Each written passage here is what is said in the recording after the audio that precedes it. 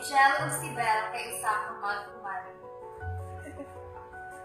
Naanda ni Jel na magsigi og bisita sa balay nilang Belle.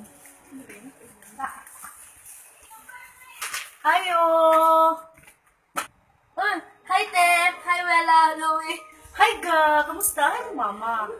Alin, Te, dayon. Asin to sa mama. Galingkod.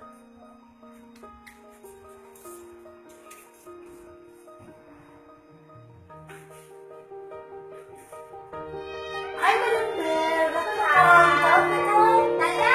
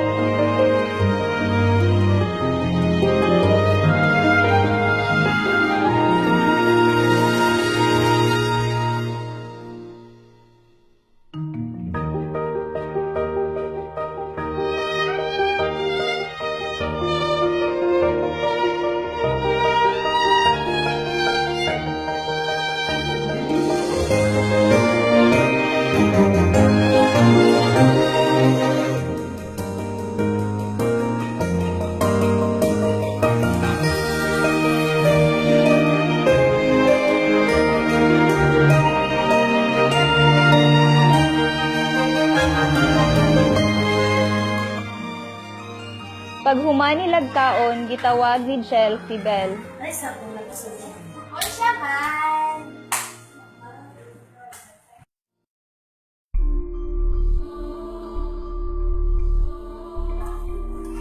Bel, gusto mo pwede ka magpuyo? Pwede ka magpuyo ha. Tapos ka mga nagpuyo sila. Sige! Nag-aakay ko! Taod-taod na ay usa ka bayi ni Abot. Ayo! Uy, attorney! Alay, dayon!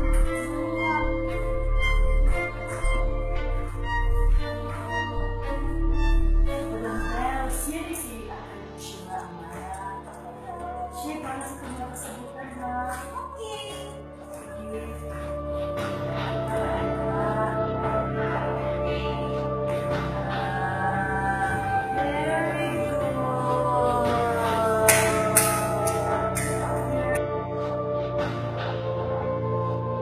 Magkasunod pa, si Jel at ang iyang mga anak ay itignan ng tuyo sa ilang balay.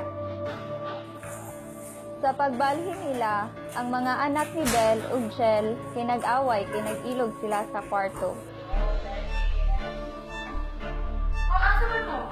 Dira, sud ko, dira mo ni kwarto. Dira mo ni kwarto. Dira mo good play. Hawa ka, baby. Dira hawa ka. Dira sa play.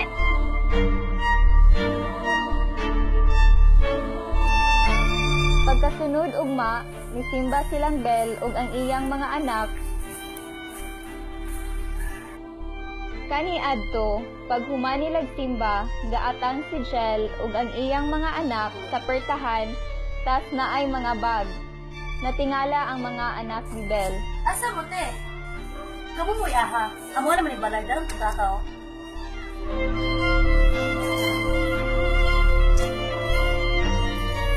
Nilakaw si Belle ug ang iyang mga anak para mangitag kapuy-an dala ang mga bag.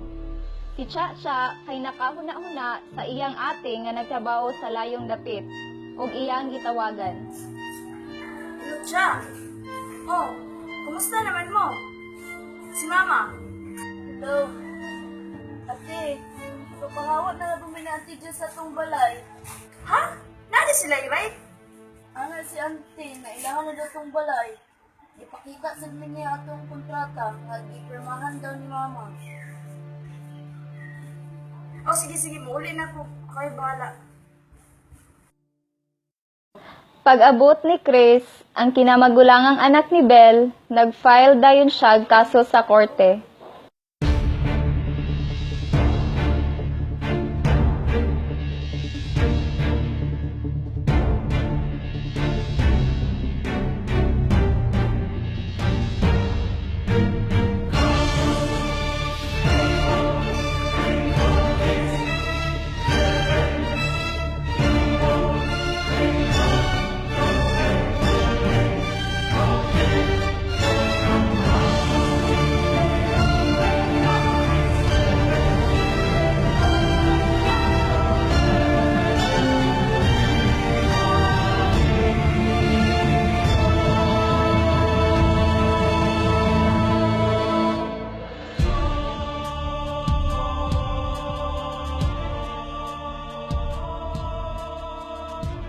The family of Bell won the case. They have regained the ownership of a property which is stated in the law that the contract between Jell and Bell is voidable, which possess all the essential requisites of a valid contract. But one of the parties is incapable of giving consent, or consent is vitiated by mistake, intimidation, and should influence or fraud. In this case, the transfer of ownership was done through fraud. It's proven in the case that Bell has mental disability and cannot give consent to transfer the ownership to Jell. These contracts are binding unless they are annulled by proper action in court. They are susceptible of ratification. It means that the contract is valid, and if ratification takes place when one voluntarily adopts some defective or unauthorized act or contract which, without the subsequent approval or consent, would not be binding on him. It cleanses the contract from all its defects from the moment it was constituted.